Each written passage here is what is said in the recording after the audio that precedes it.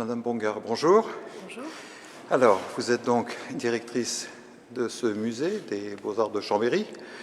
Je vois que vous avez une toute nouvelle expo qui a ouvert, je crois, au mois d'avril.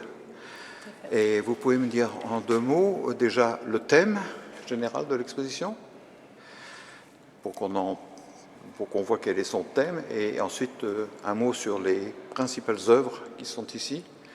Très bien. C'est une œuvre qui a été organisée entre le musée des Beaux-Arts de Chambéry et le Palazzo Madama de Turin, qui est le musée des Beaux-Arts de la ville de Turin, afin de montrer que les collections des deux musées se rejoignent à travers une histoire commune, celle du duché de Savoie, mais aussi du royaume de Piémont-Sardaigne.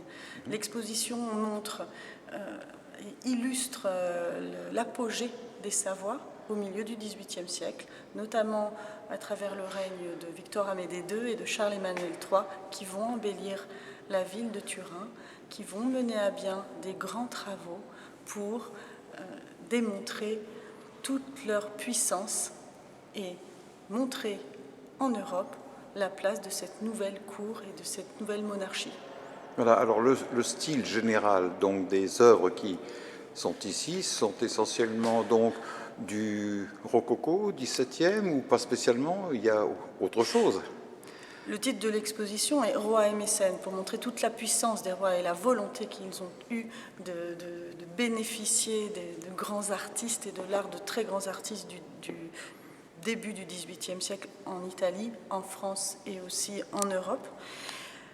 Elle traite particulièrement cette exposition de ce style rococo qui pointe à la cour de Turin, qui crée un style piémontais très particulier au cœur de l'Europe, qui vient dialoguer avec le rococo vénitien et napolitain notamment en Europe.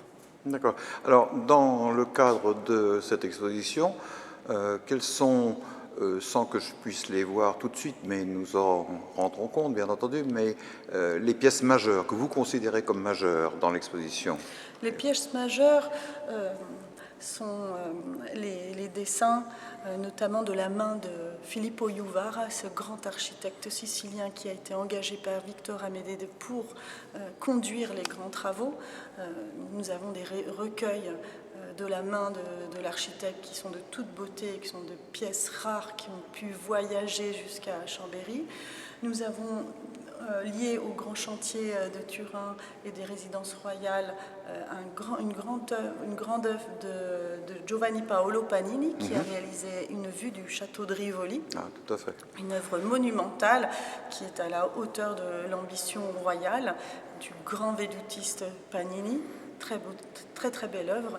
Et ensuite nous avons aussi du mobilier qui représente la virtuosité de l'ébénisterie turinoise, aussi de la porcelaine, de l'orfèvrerie et également des tapisseries de la manufacture royale de tapisserie.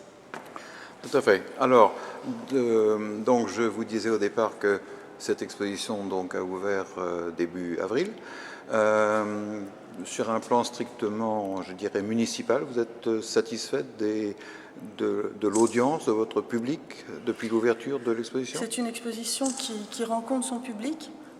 C'est une exposition qui rencontre le public local, qui est évidemment intéressé et également que l'exposition vient nourrir de toute l'histoire locale de ce grand territoire du royaume de Piémont-Sardaigne dans lequel prenait place aussi la ville de Chambéry. Donc, il y a une histoire commune.